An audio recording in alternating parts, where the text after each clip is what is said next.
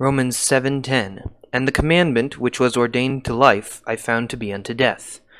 This verse explains something interesting about man's attitude towards God's laws. Man naturally sees the laws as condemnation, something made specifically to beat down a man and cast him into eternal damnation, but that's not what God intended his laws for. God's laws are offense. They are protection from condemnation. They serve to show us how far we can go. Fortunately, man cannot achieve perfection. We will slip up, we will fail, we will sin, and that's where God's grace comes in. He knew we can't follow his laws, so he sacrificed himself and rose from the dead so that we might be free. Welcome back to Into the Westerly. In this episode, I may get some building done, and I'm going to give you a tour of the granaries that I built, which I haven't finished yet. Anyway, later. Right now, though, I'm about to sit down and start writing the story, the lore, of Jerry the Time Traveler. And that is basically going to be this episode. I'm going to narrate at least part of the story. So, sit back, grab your popcorn, and, well, I hope you enjoyed this story.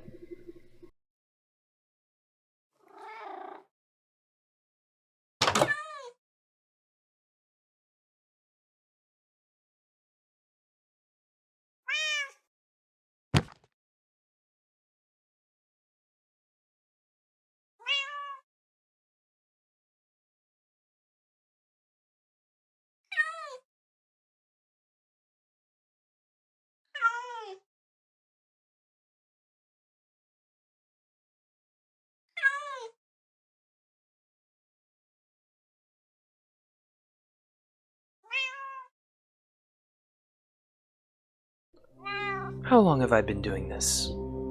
It's hard to tell. Time has a tendency to meld together when you're traveling outside of it. What I do know is that this is the longest I've spent in one time. Maybe I should start from the beginning. My name is Jeremiah Leketh, but most people know me as Jerry One-Eye. I come from a distant future, a future where everyone is obsessed with controlling time. Some seek to use it to gain eternal life, others seek to turn it into a weapon. Still others seek to travel through it. I belong to the third group. I was studying in a university under a man named Dr. Richard. I had one classmate, a charming young woman named Laura. She was also my fiancée. Our goal was to create a machine that could travel through time. We eventually succeeded. I volunteered to test it first. The plan was simple. Travel 1 year into the past, then 10 minutes into the future. The test was a success. I went back in time, recorded what I knew I would see, and returned 10 minutes after I left. We began testing longer times, extending up to 10 years in the past and 1 week in the future. Then, we got ambitious. Well, I got ambitious. Laura and I had just gotten back from our honeymoon, and I decided that I wanted to travel far into the future. The plan, like the first time, was simple. I planned to go 1 year into the future, then return to 10 minutes after I left. I still don't know what exactly went wrong. I set a course for the future. When I arrived, I was shocked to see my city in the midst of a terrible war. Stranger still, I could not find myself. Very disturbed by what I had seen, I set a course for 10 minutes after I left. The display, used to tell when the machine was, accurate to the millisecond, counted backward to 10 minutes after I left, and just stopped. Deathly silence ruled for about 30 seconds. It seemed like an eternity. Suddenly there was a jolt, followed by the screech of metal on metal. I covered my ears and grimaced, and noticed the display start counting backwards faster than I had ever seen before.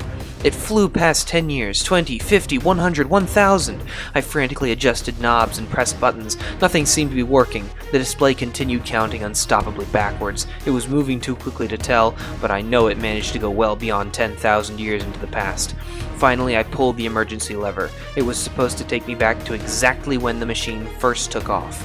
The machine's violent shaking ceased, and silence reigned again. Once more, the screech of metal on metal sounded, drawn out and grating to the ear and mind, interrupted by the sound of the glass of an entire skyscraper shattering at once. There was one final jolt. My head slammed into the display and I lost consciousness. When I came to, I was lying on my stomach. With a groan, I pushed myself up and glanced around. I was lying on the edge of a small blackened crater. The charred, twisted remains of the machine lay in the center of it. I scrambled over to it to see what damage had been done. I already knew the answer. Almost everything was destroyed. I had no way of knowing when I was. The only instrument that monitored the machine remaining was a dial that told which direction in time the machine was going. It remained twitching beyond past. I scavenged what I could, and the adventure began. I had to start from scratch, building a new life for myself in this new time, and I could only assume was the distant past. However, I wasn't content with this life. I wanted to go home. I worked to build a new, primitive machine. I spent 6 months in that time, but I succeeded in making a time machine. I set a course for 10 minutes after I originally left, to keep my promise to my new bride. I reached that time, and the same thing happened as the first. I was rocketed back through time, ending up in a new time without the equipment I had managed to build in the first time. The process began anew. I built myself a life and a new time machine, as the other one had crashed like the first one. Again, I tried to keep my promise. Again, I failed and was rocketed through time. Again, I had to start from scratch. This happened twice more before I ended up here in Westerly. Well, not here specifically. Technically, I arrived 500 years before now. But that's a story for another time.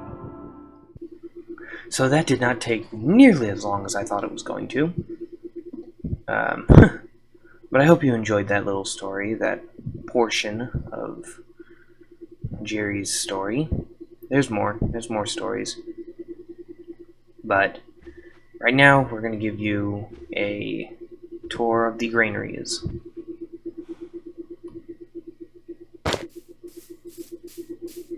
So, path leads up to it from the kitchen there. Path. All the granaries are the same, pretty much same design. Stairs that start out back here, wrap around it.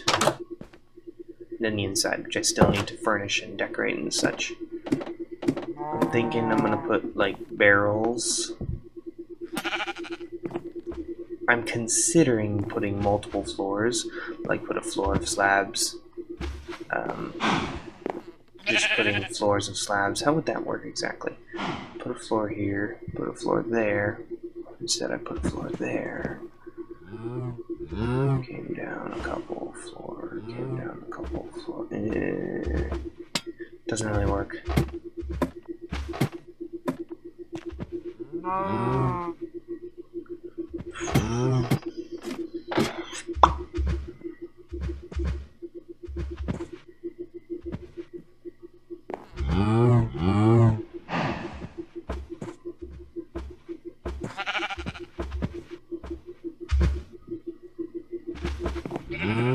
Yes, well, I think we'll do that.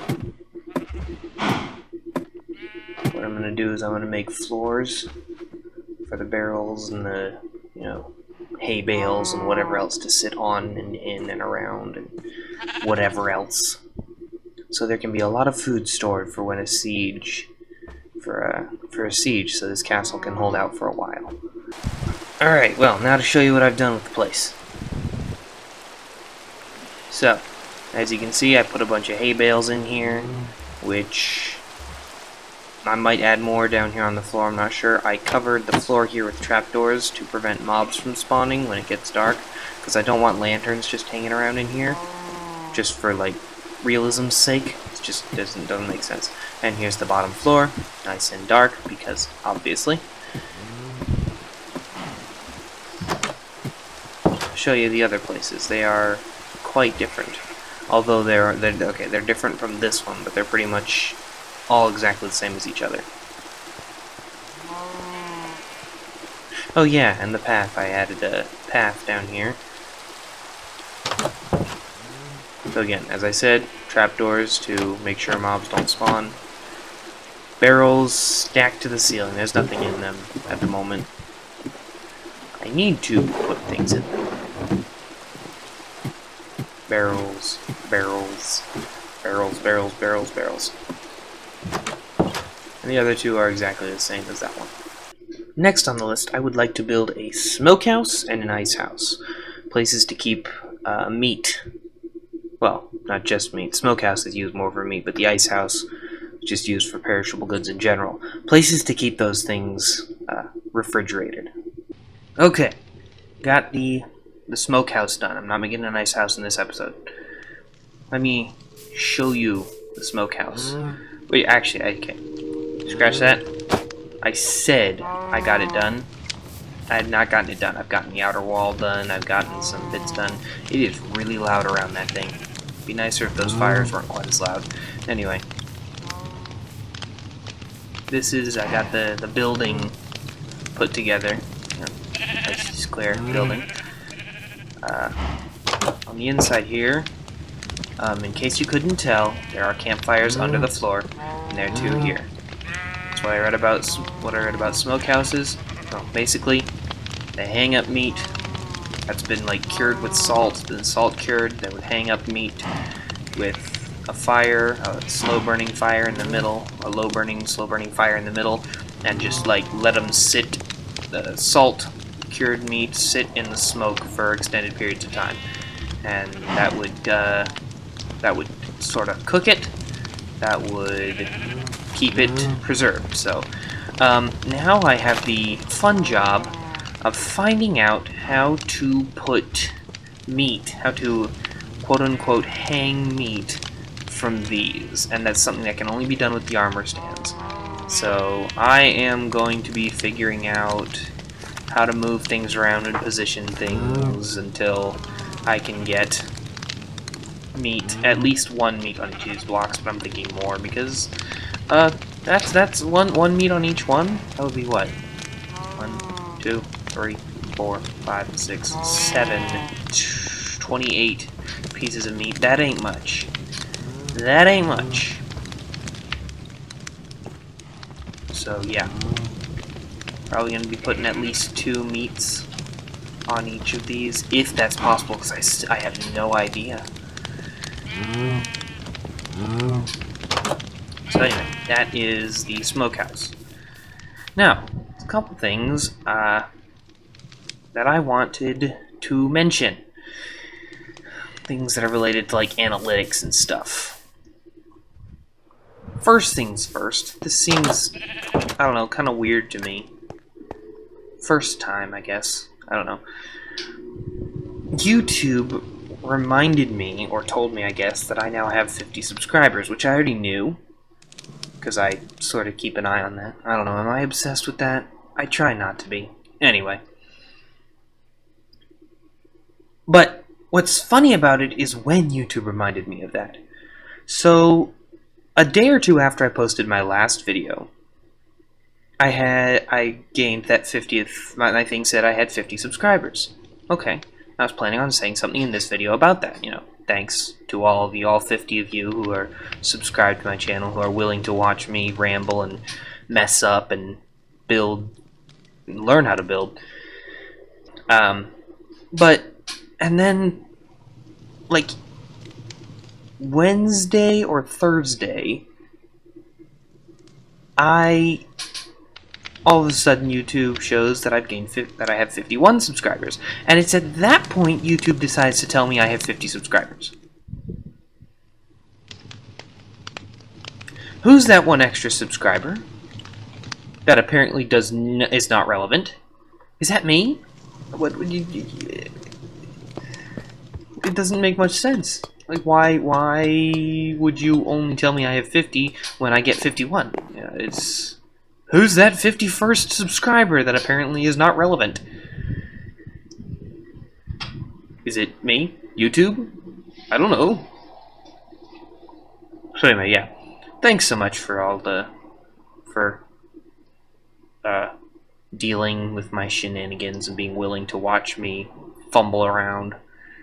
Another thing, I happened to look at the analytics, because I was watching Castworks episode. If you haven't heard of Castworks, it's a really cool podcast.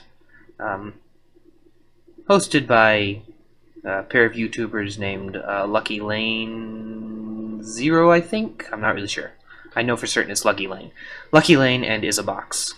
Very fun to watch. Anyway, they mentioned something about looking at figuring out analytics and how to make your videos better based off how people like to, how much people watch of your videos and such. Anyway, so I was going to look at that. And one of the analytics was of what gender people are that watch me. What's hilarious about this is that it's an incomplete percentage. So, 49, there are 3 categories: male, female, and user specified. Male viewers, 49%. Female, 50%. User specified, 0. Where's that 1%? I love incomplete statistics like that, percentages. They're hilarious to me. I'm gonna go into politics here. It's like the country is 47% Republican and 48 and 47% Democrat. You're like, okay, where are the other 6%? And then maybe they add in the undecideds too. They're like 3% undecided. Okay, so where's the extra 3%? Why is the it doesn't make sense. Incomplete percentages like that are hilarious to me, because then my brain is just like, what could possibly be it? Yeah, anyway, sorry for the rambling. Hope you enjoyed what I've done so far. I think I'm gonna end the video off right there. Thanks for watching. Hope you enjoyed, and until we meet again in time. Oh, wait, one more thing.